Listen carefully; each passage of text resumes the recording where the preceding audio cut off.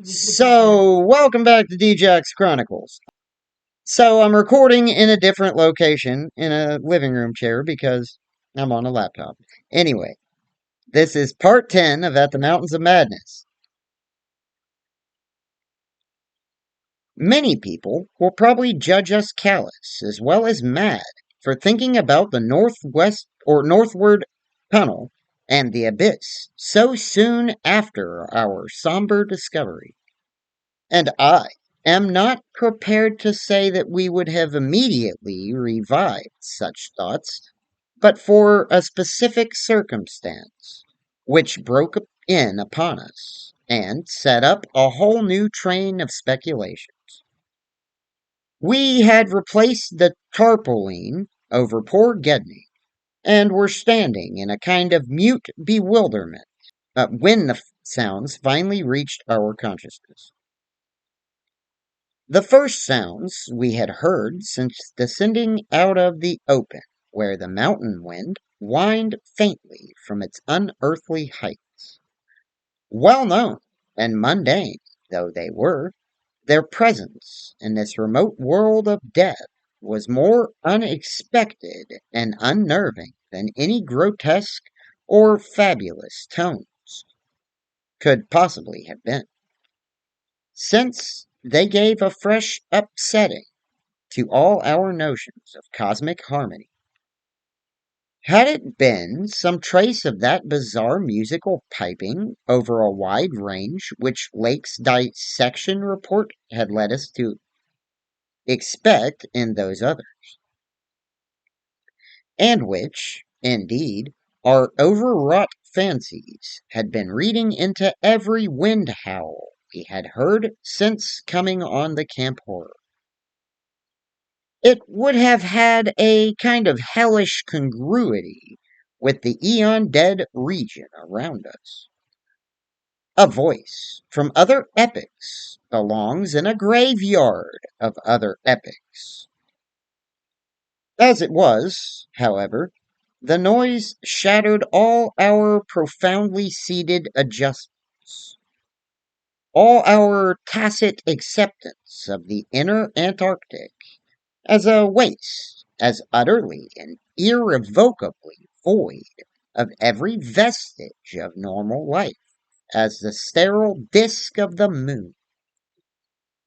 What we heard was not the fabulous note of any buried blasphemy of elder earth, from whose supernal toughness an age-denied polar sun had evoked a monstrous response. Instead, it was a thing so mockingly normal and so unerringly familiarized by our sea days off Victoria Land and our camp days at McMurdo Sound that we shuddered to think of it here, where such things ought not to be. To be brief, it was simply the raucous squawking of a penguin. The muffled sound floated from subglacial recesses nearly opposite to the corridor whence we had come, regions manifestly in the direction of that other tunnel to the vast abyss. The presence of a living water bird in such a direction, in a world whose surface was one of age-long and uniform lifelessness, could lead to only one conclusion. Hence, our first thought was to verify the objective reality of the sound. It was, indeed, repeated and seemed at times to come from more than one throat. Seeking its source, we entered an archway from which much debris had been cleared, resuming our trailblazing with an added paper supply taken with curious repugnance from one of the tarpaulin bundles on the sledges. When we left daylight behind, as the glaciated floor gave place to a litter of detritus, we plainly discerned some curious dragging tracks, and once Danforth found a distinct print of a sort whose description would be only too superfluous. The course indicated by the penguin cries was precisely what our map and compass prescribed as an approach to the more northerly tunnel mouth. And we were glad to find that a bridgeless thoroughfare on the ground and basement levels seemed open. The tunnel, according to the chart, ought to start from the basement of a large pyramidal structure, which we seemed vaguely to recall from our aerial survey as remarkably well preserved. Along our path, the single torch showed a customary profusion of carving, but we did not pause to examine any of these.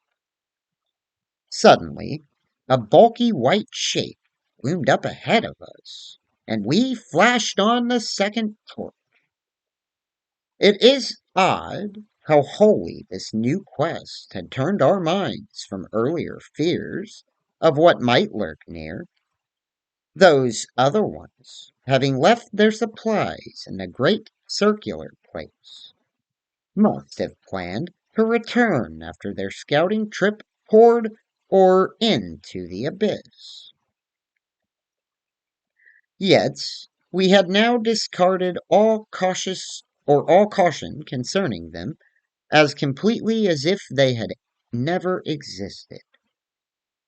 This white waddling thing was fully 6 feet high, yet we seemed to realize at once that it was not one of those others.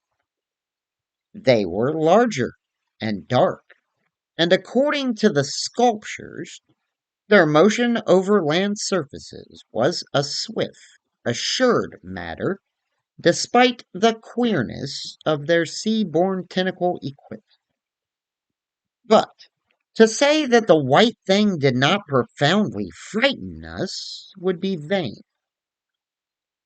We were indeed clutched for an instant by a primitive dread, almost sharper than the worst of our reasoned fears regarding those others.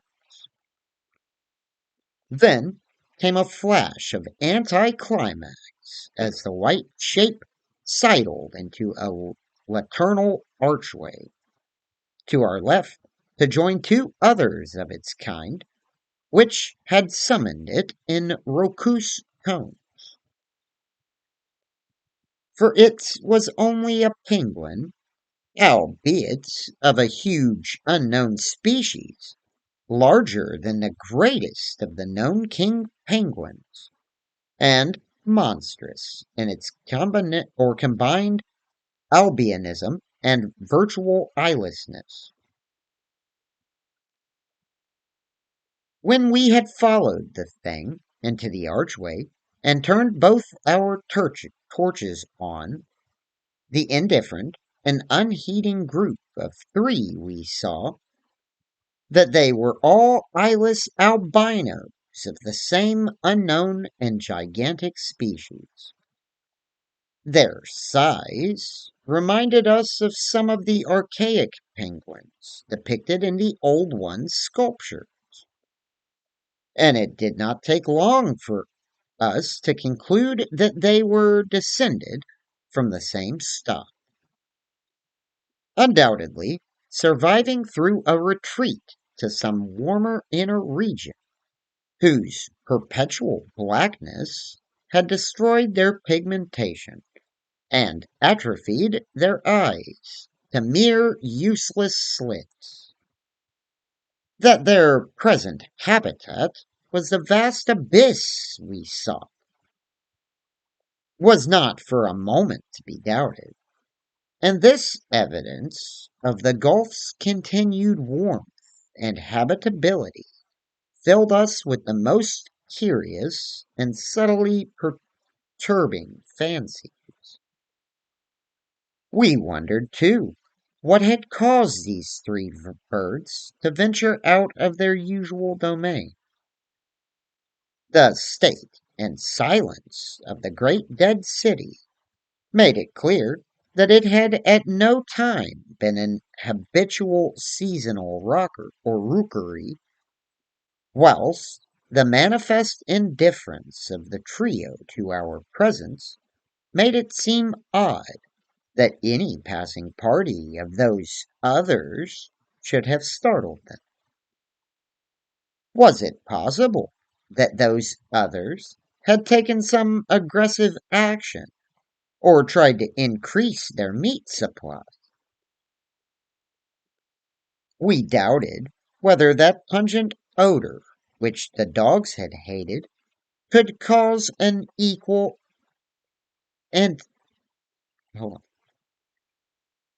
antipathy in these penguins, since their ancestors had obviously lived on excellent terms with the old one, an amicable relationship which must have survived in the abyss below as long as any of the old ones remained.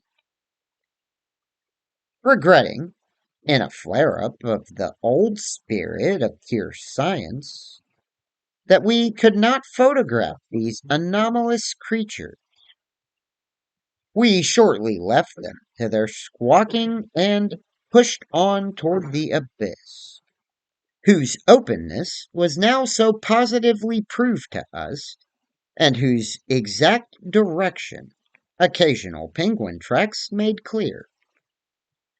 Not long afterward, a steep descent in a long, low, doorless, and peculiar sculptureless corridor led us to believe that we were approaching the tunnel mouth at last. We had passed two more penguins and heard others immediately ahead. Then the corridor ended in a prodigious open space, which made us gasp involuntarily. A perfect inverted hemisphere, obviously deep underground, fully 100 feet in diameter and 50 feet high, with low archways opening around all parts of the circumference but one, and that one yawning cavernously with a black arched aperture which broke the symmetry of the vault to a height of nearly 15 feet. The entrance to the great abyss in this vast hemisphere, whose concave roof was impressively, though decadently, carved to a likeness of the primordial celestial dome. A few albino penguins waddled, alien there, but indifferent and unseeing. The black tunnel yawned indefinitely off at a steep descending grade, its aperture adorned with grotesquely chiseled jambs and lintel.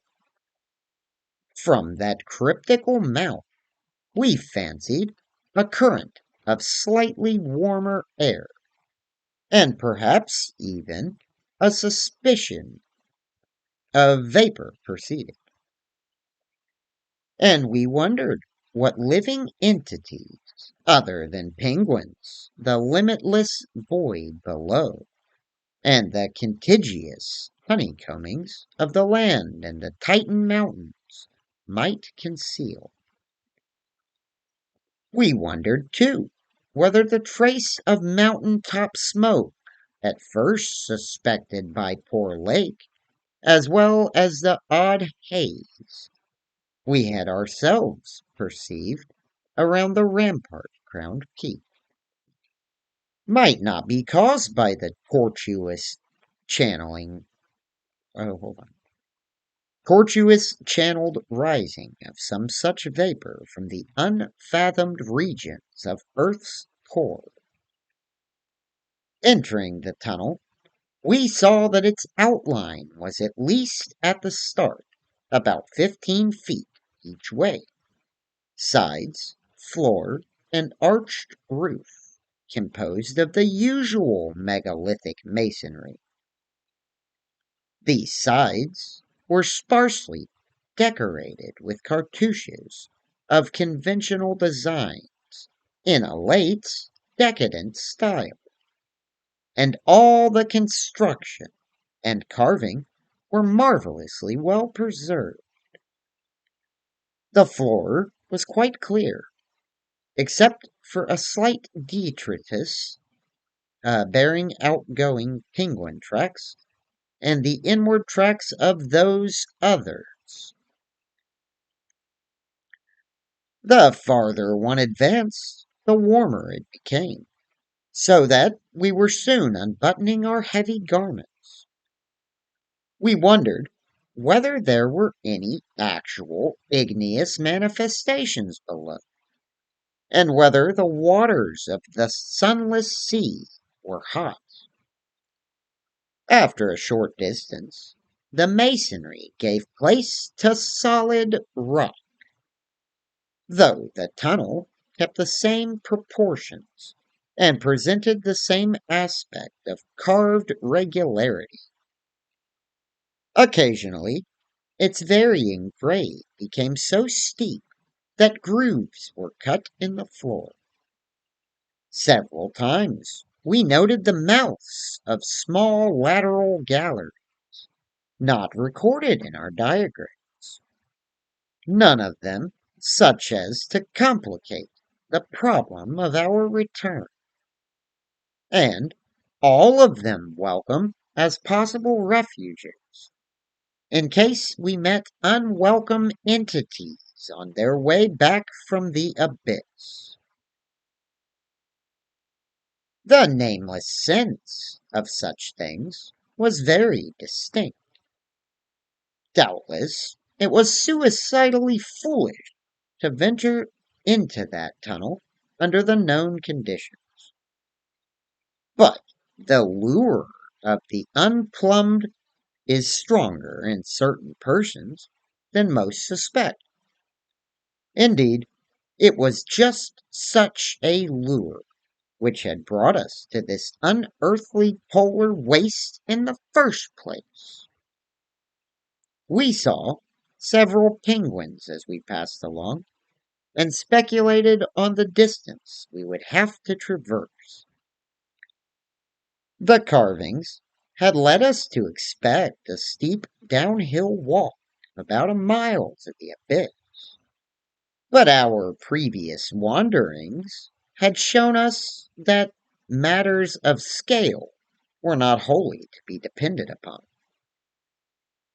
After about a quarter of a mile, that nameless scent became greatly accentuated, and we kept very careful track of the various lateral openings we passed. There was no visible vapor, as at the mouth, but this was doubtless due to the lack of contrasting cooler air. The temperature was rapidly ascending, and we were not surprised to come upon a careless heap of material shudderingly familiar to us. It was composed of furs and tent cloth taken from Lake's camp, and we did not pause to study the bizarre forms into which the fabrics had been slashed. Slightly beyond this point, we noticed a decided increase in the size and number of side galleries, and concluded that the densely honeycombed region beneath the higher foothills must now have been reached. The nameless scent was now curiously mixed with another and scarcely less offensive odor.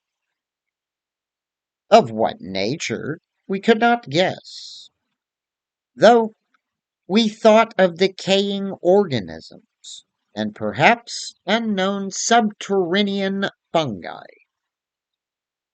Then came a startling expansion of the tunnel, for which the carvings had not prepared us. A broadening and rising into a lofty, natural looking elliptical cavern with a level floor, some 75 feet long and 50 broad, and with many immense side passages leading away into cryptical darkness. Though this cavern was natural in appearance, an inspection with both torches suggested that it had formed by the artificial destruction of several walls between adjacent honeycombs. The walls were rough, and the high vaulted roof was thick with stalactites.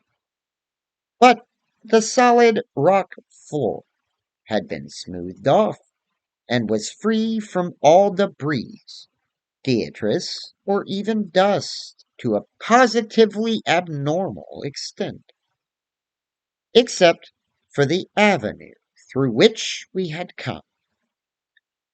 This was true of the floors of all the great galleries opening off from it, and the singularity of the condition was such as to set us vainly puzzling. The curious new photor, which had supplemented the nameless scent, was excessively pungent here, so much so that it destroyed all trace of the other smell. Something about this whole place, with its polished and almost glistening floor, struck us as more vaguely baffling and horrible than any of the monstrous things we had previously encountered. The regularity of the passage immediately ahead, as well as a larger uh, proportion of penguin droppings there, prevented all confusion as to the right course. Amidst this plethora of equally great cave mouths, nevertheless, we resolved to resume our paper trail blazing if any further complexity should develop. For dust tracks, of course, could no longer be expected. Upon resuming our direct progress, we cast a beam of torchlight over the tunnel walls and stopped short in amazement at the supremely radical change which had come over the carvings in this part of the passage. We realized, of course, the great decadence of the old one's sculpture at the time of the tunneling, and had indeed noticed the inferior workmanship of the arabesques in the stretches behind us. But now, in this deeper section, beyond the cavern, there was a sudden difference, wholly transcending explanation. A difference in basic nature, as well as in mere quality, and involving so profound and calamitous a degradation of skill that nothing in the hitherto observed rate of decline could have led us to expect it. This new and degenerate work was coarse, bold, and wholly lacking in delicacy of detail. It was following the same general line as the sparse cartouches of the earlier sections. But the height of the reliefs did not reach the level of the general surface. Danforth had the idea that it was a second carving, a sort of palimpsest formed after the obliteration of a previous design. In nature, it was wholly decorative and conventional, and consisted of crude spirals and angles, roughly followed the quintile mathematical tradition of the old one, yet seeming more like a parody than a perpetuation of that tradition.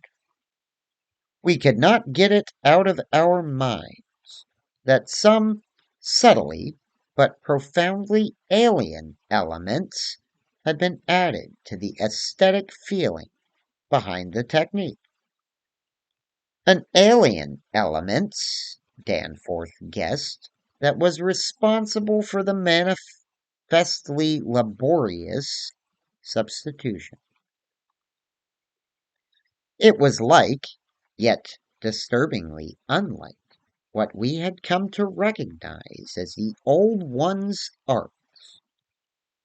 And I was persistently reminded of such hybrid things as the ungainly Palamarine sculptures fashioned in the Roman manner. That others had recently noticed this belt of carvings was hinted by the presence of a used porch battery on the floor in front of one of the most characteristic designs. Since we could not afford to spend any considerable time in study, we resumed our advance after a cursory look through frequently casting beams over the wall to see if any further decorative changes developed.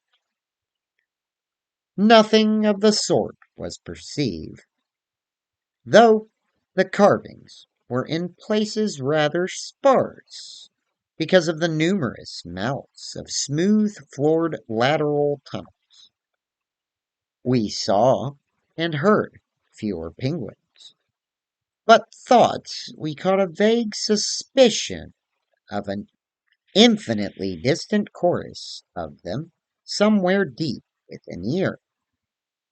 The new and inexplicable odor was abominably strong, and we could detect scarcely a sign of that other nameless scent.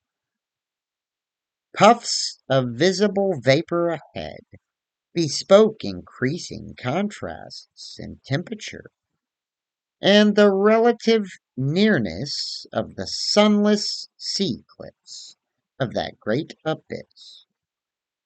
Then, quite unexpectedly, we saw certain obstructions on the polished floor ahead. Obstructions which were quite definitely not penguins, and turned on our second torch after making sure that the objects were quite stationary. Bum, bum, bum.